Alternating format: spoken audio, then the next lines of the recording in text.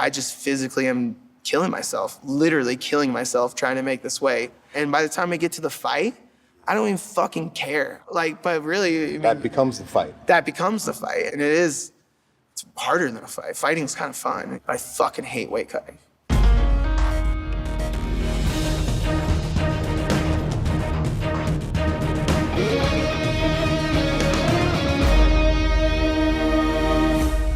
Welcome to the Real Sports Podcast. I'm your host, Max Gershberg. You just heard a piece of David Scott's story from September 2020 on the fight before the fight, the frightening culture of weight cutting in mixed martial arts. David went behind the curtain and embedded with an MMA athlete in the week before a fight to see up close the grueling and dangerous process that goes into making weight. It's a part of the fight game that's found its way into the news lately after a number of incidents involving weight cuts gone bad. The most recent episode occurred just this past weekend on May 7th, when the UFC had to cancel a fight because Ryan Benoit was hospitalized after showing up to his weigh-in so visibly ill and dehydrated he couldn't even manage to stand on the scale. On today's podcast, we'll share David Scott's full report, which was recently nominated for an Emmy in the category of Outstanding Sports Journalism. And after you hear David's story, we'll be joined by renowned MMA reporter Ariel Helwani, who has spent years covering the sport and its weight-cutting culture. We'll discuss why MMA athletes are still forced to endure the practice and whether Helwani sees it changing anytime soon. But first, here's David Scott's Real Sports Report. Yeah.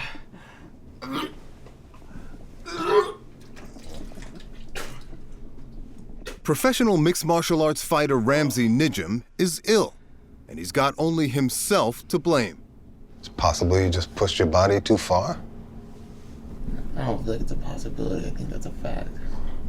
He's got a big fight tomorrow night, but right now, Nijem can hardly get out of bed.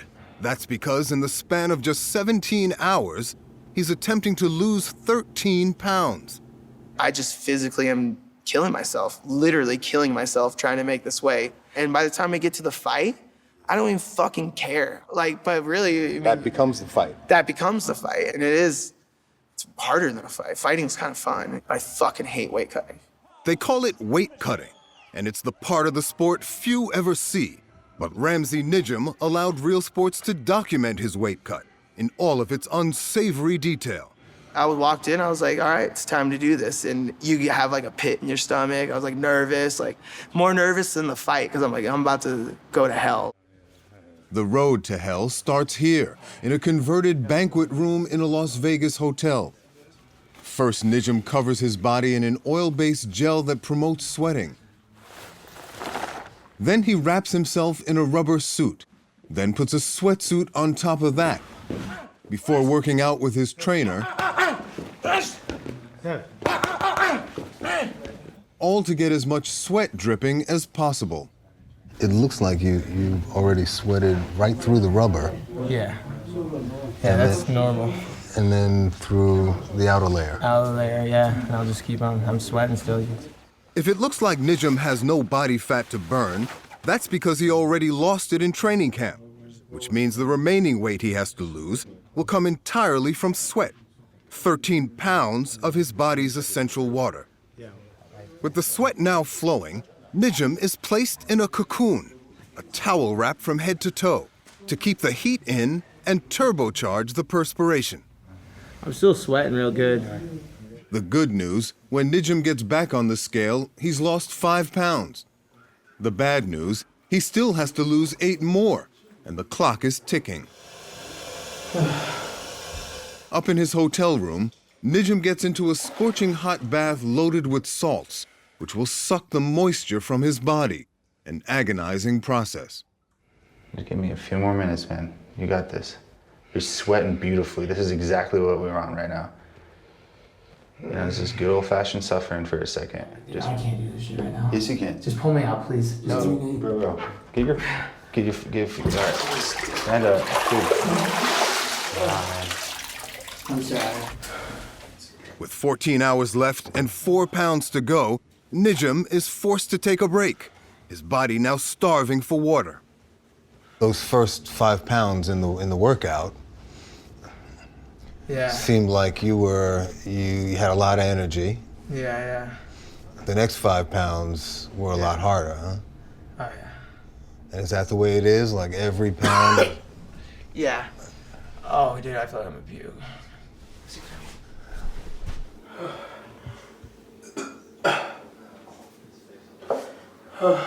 Nearly all fighters do this, and all for one very simple reason. The lower the weight class a fighter can reach, the smaller his or her opponent is likely to be. Size matters. All things equal, the bigger opponent's gonna win. So that's what really drives the whole thing in all combat sports. All combat sports, size advantage. Boxers cut weight for the same reason, but mixed martial artists have it worse because MMA promotions offer fewer weight classes spread further apart in pounds. That means to avoid fighting too large an opponent, MMA fighters will often cut 25 pounds or more. But perhaps most disturbing is this. Because virtually all MMA fighters cut weight, none wind up with an advantage. So in the end, it's all pain and no gain. It sounds like you don't really have any choice if you want to compete. You don't. If you want to be competitive, you don't have a choice. And it sucks. With just 2 hours to go until the weigh-in, Ramsey Nijum heads to the sauna. Never mind that his stomach is now completely sunken in, he still needs to lose one last pound. Your coach told me that it was like trying to wring a dry washcloth. Yes, we were in there for a couple hours, and that's when Hack was like, you're not even losing weight, you're a dry towel, like trying to, like you've been puked everything out, your body's shutting down, like it's just not gonna happen. Finally, with the deadline approaching, Nijum, now so weak he can't walk on his own, is escorted to the scales, the latest in a long line of MMA fighters who've tried to weigh in while dangerously ill. They'll show up really drained. They almost have to be carried in. Dr. Anthony Alessi helps oversee MMA weigh-ins for the state of Connecticut. He says that fighters often don't just look sick, but are sick, gravely so. It's not uncommon to be at a weigh-in and find that a fighter is in renal failure. We've had to send them to the emergency room to jumpstart their kidneys. Kidney failure. Kidney failure. That if they were to continue as they were, their kidneys would die. Some fighters get too sick to even make it to the weigh-in. Some fighters have died while cutting weight. Leandro Sousa passed out in a sauna and died soon after. Yang Jianbing suffered a fatal heart attack due to extreme dehydration. This has become bizarre. People are dying. And when are we going to stop it? Even fighters who survive the weight cut are not out of danger, Alessi says. Having purged so much water from their bodies, they are at great risk again the next night, fight night. Cerebrospinal fluid surrounds the brain. When you're dehydrating, you're losing that fluid, and therefore there's less cushion between the brain and the skull. They're more susceptible to brain injury? Absolutely. If you cut too much weight, your chin goes. You can get hit one time, and then you'll just go unconscious. Has that happened to you? Yeah, it happened one time. I cut a bunch of weight, and literally one punch put me to sleep. Just like that, it is all over. For years, the sport's biggest league, the UFC, has flirted with disaster over weight cutting. More than 24 fighters have collapsed, been hospitalized, or fallen so ill during their weight cuts that their fights had to be called off. The Johnny Hendricks-Tyron Woodley fight is off. Unfortunately, Johnny Hendricks suffered some issues last night due to his weight cut. He had to be hospitalized, kidney stones, intestinal blockage. In 2018, the league only narrowly escaped its first death. One of the UFC's top middleweights, Uriah Hall, lost 18 pounds in the final day before the weigh-in, before collapsing into the arms of his trainer, Eric Nixick. Right away, we just said, hey, we got to call EMTs. Somebody reported seeing something that looked like seizure or convulsions. Everything just kind of seized up and was almost in rigor. The whole situation was very alarming. The EMTs come, they put him on a gurney. What's going through your mind now? Just get fluids in this guy and hoping for the best. I mean, really, that's it. I think praying. Hall was rushed to the hospital, where doctors determined he'd gone into kidney failure and hurried to save his life. What did doctors tell you would have happened if you went in that cage the next day? He told me I would have died. Because if I had to put my body through that stress, I wouldn't have recovered. But Hall says fighters like him have to grin and bear weight cuts if they want to be competitive. And he says he'll do it again. You damn near died for this sport. Yes. You okay with that? I mean, I gotta get paid. You don't make weight. You don't get paid. Is it hard to imagine putting yourself through this many more times? No. I'm not talking about the fight, but the weight cut. No. No? I'm a professional. It's my job. In a statement, the UFC told us that they want to, quote, combat the culture of extreme weight cutting that has plagued MMA, and that they've begun to do that here at the UFC Performance Institute. We are the UFC Performance Institute. We bring the science of tomorrow to your training today. It's billed as a cutting-edge training and health center that brings science and technology to the art of fighting and the process of weight cutting. The Institute's Director of Nutrition is Clint Wattenberg. Huge point of emphasis is supporting our athletes in not only making weight, but doing so in the most efficient, effective, and healthful way. But what remains unclear is whether there is such a thing as a, quote, healthful way to drastically cut weight for a fight. In 2018, then UFC champion Nico Montano had her weight cut supervised by the UFC Performance Institute. It began 8 weeks before Montano's fight, when the UFC's Wattenberg gave Montano a battery of tests and told her she had the ability to drop from her current 155 pounds to a weight class 30 pounds lighter. The data corroborate the fact that, yeah, you can make 125. It's probably, it's not going to be easy. Mm-hmm. You have the body fat to make 125. The scene was filmed by documentary director Landon Dyksterhouse. What's going on then? Clint is talking to Nico, saying the data shows you can make 125. It's not going to be easy, but it shows you have the body fat to do it.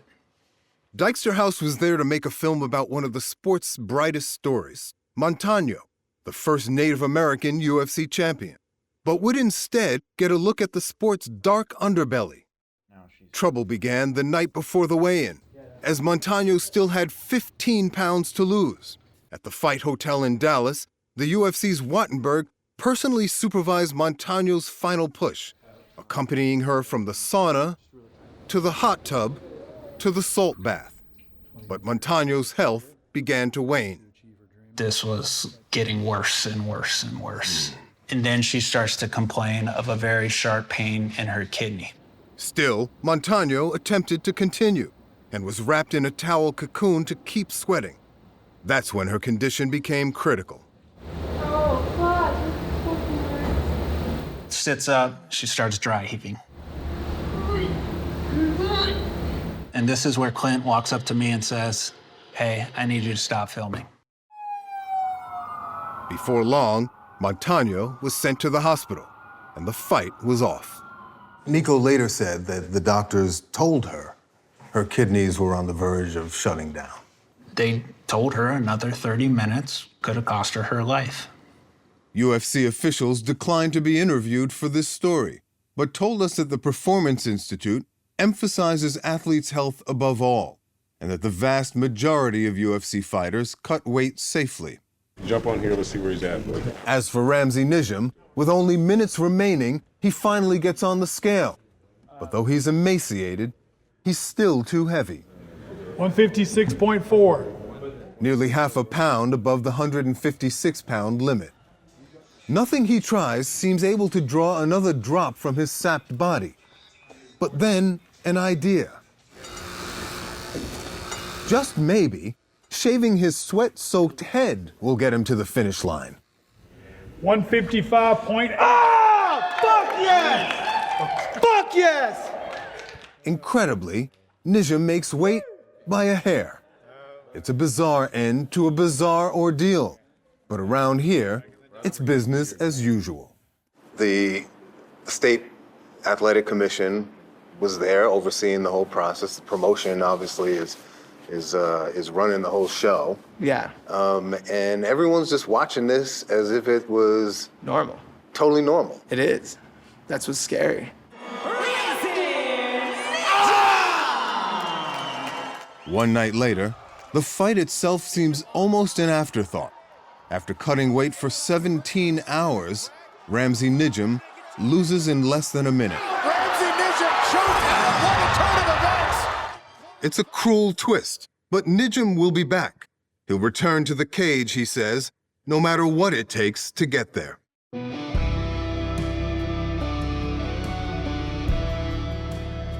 And we're now joined by Ariel Helwani, journalist, longtime MMA reporter, and host of Ariel Helwani's MMA show.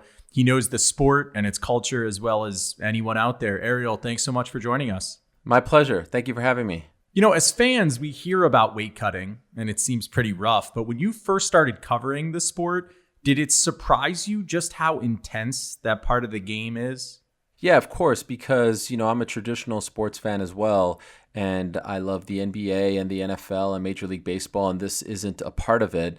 And even if you are a boxing fan, obviously weight cutting is a part of boxing, but not, in my opinion, to the extreme that mixed martial arts is, because there are less weight classes, right? There aren't any 20-pound, weight gaps in boxing. You don't go from middleweight 185 to 205. There's several weight classes in between. And so especially in the higher weight classes, you'll see these extreme weight cuts.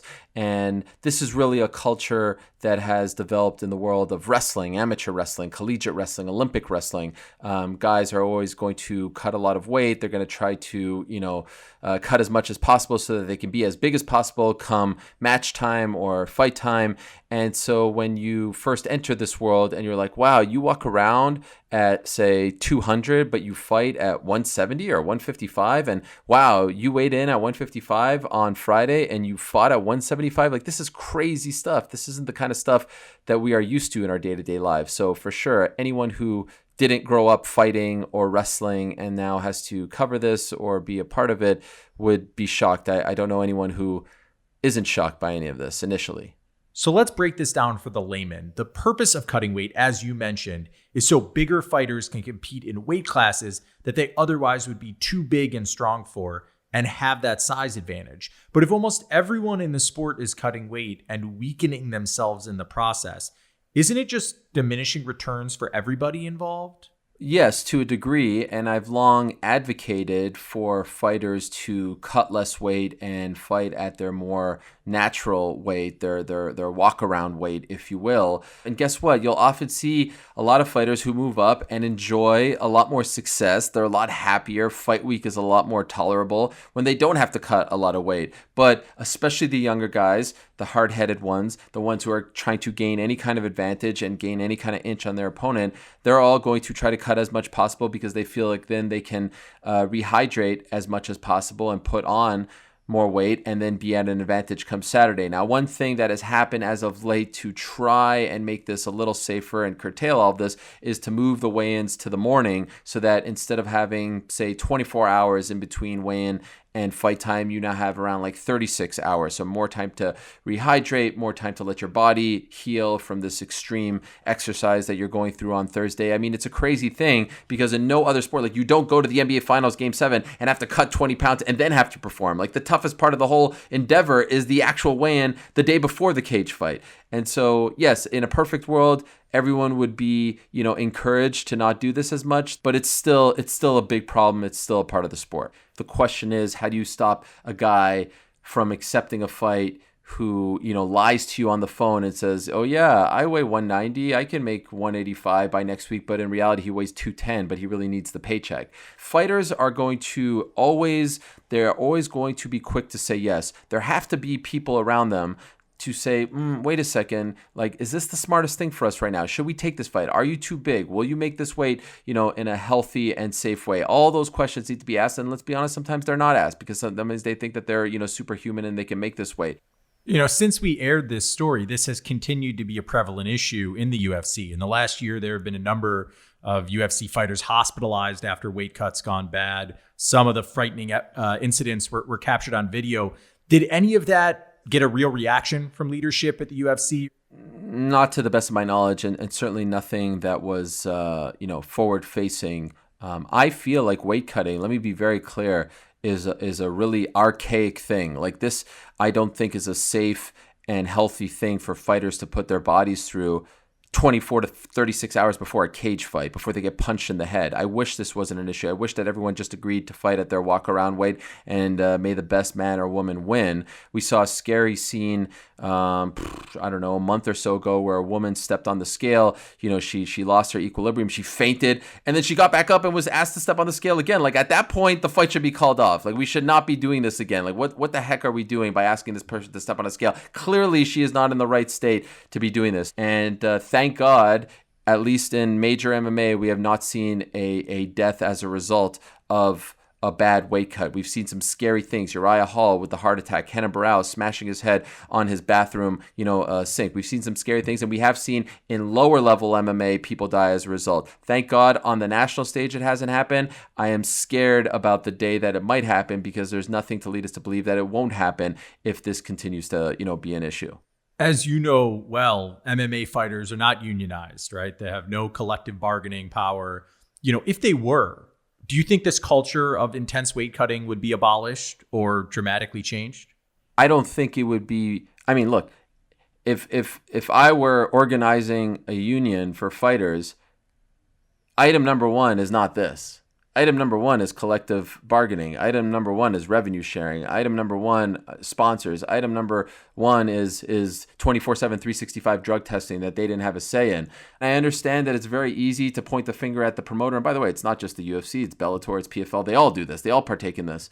But this isn't a promoter problem. This is, for the most part, a fighter problem. They have to figure it out. And either, they do, or they come together and say, you know what, we want to change things. We want to add more weight classes. We want to be, less of a gap between. But they're not saying that at this moment. So if there were a fighter union, yeah, this would be great. But I think that there are a lot of other things that they're missing out on by not having a union that they would probably have to address first. We did hear about one organization called One Championship, a big promoter in Asia, right? And they do hydration tests of athletes at weigh-ins to make sure they're not dangerously cutting intense amounts of weight. What do you know about that program, and why hasn't it caught on elsewhere? Well, on its surface, I like it. I wish they had a little more transparency. In Asia, there is no athletic commission, right? The government is not overseeing this. Essentially, One Championship is overseeing and regulating their own events.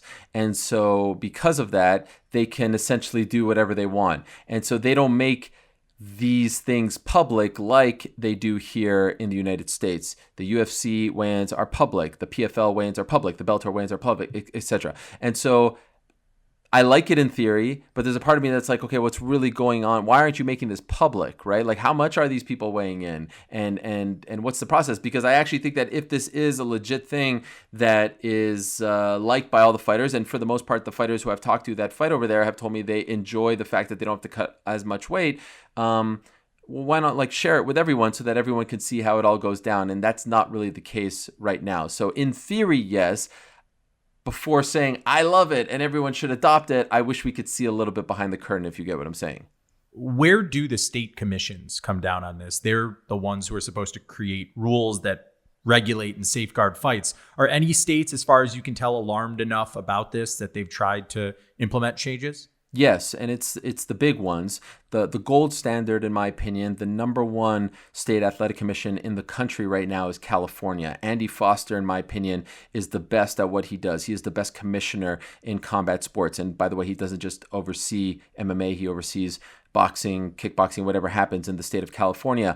And so he has held numerous seminars, numerous presentations he has put on to try to educate, to try to open discussion, to try to bring forth rules, to try to talk about. He even goes as far as to let the public know how much the fighters weigh in the following day at the fight. A lot of these commissions don't make that stuff public. So he is as transparent as it gets and as good as it gets. Nevada is behind them right now, but doing their own things here and there, not as much, nowhere near as much, in my opinion, as California. But a lot of these other commissions don't have a lot of money. They don't have the resources to put on these seminars, to put on these presentations and stuff like that. Like, they really make their money when a big event like the UFC or say like a massive Top Rank event shows up. Other than that, it's all very small stuff. So only the Californias and the Nevadas, the big dogs, have the time and resources and the personnel to do this stuff. So they really need to be leading the charge. And I would say Andy is doing his best, and hopefully more follow suit.